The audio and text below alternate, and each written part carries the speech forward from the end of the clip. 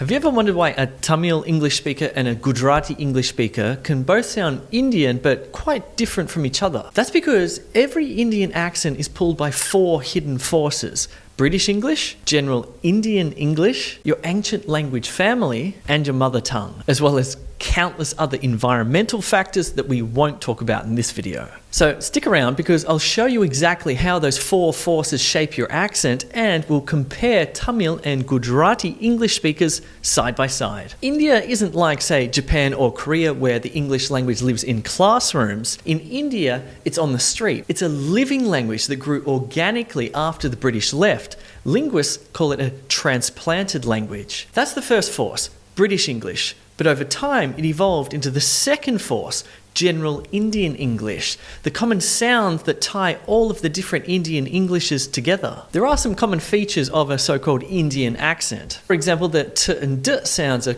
quite distinct. There's no th sound. There's a common r sound which is usually trilled or rolled like rrr. There's very little distinction between the v and the w sound. And unlike American or say British English, Indian English speakers often pronounce the vowels fully. That's the shared sort of base layer, I guess. I guess it's the voice that the world recognizes as Indian English. But then comes the third force. This is the family tree of languages, Dravidian in the south or Indo-Aryan in the north, and these shape how your tongue moves, how you stress syllables, and even the rhythm of your sentences. And finally, the fourth and strongest force is your mother tongue. This is where your accent gets personal. So let's do a little comparison of Gujarati English and Tamil English, and I'm going to base it on this study here. So according to the study, both groups follow the general Indian English model for front vowels, like in feet, fit, bet, and bat. However, their mother tongue influenced their back vowels, like in pull,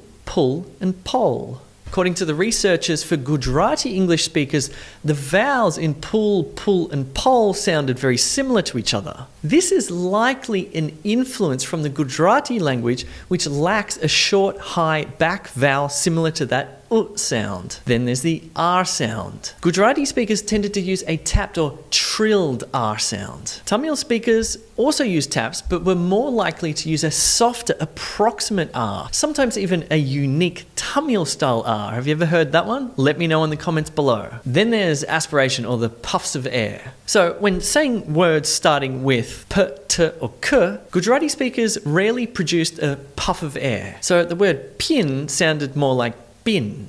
The study suggests that this is because Gujarati writing has separate letters for sounds with and without a puff of air. So when they say a p in English, they pronounce it without the air puff. Tamil speakers, however, often did produce this puff of air.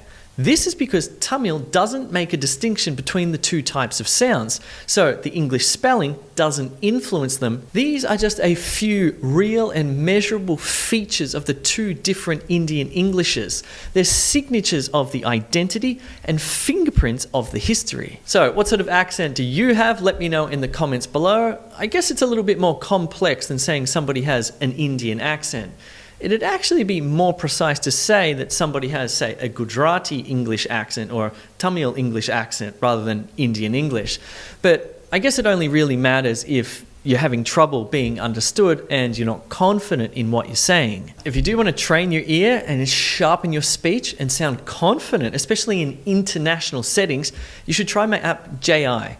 It's built for Indian English speakers, no matter what variety you are. You can practice high-stakes situations like meetings or interviews or negotiations without fear or judgment. See, confidence in speaking doesn't come from copying or changing your accent. It comes from finding your own unique voice. If you found this video interesting, you can hit like or leave a comment below and feel free to share it with your friends. Thanks very much for watching. My name is Jay. Let me know in the comments below what your particular unique accent is.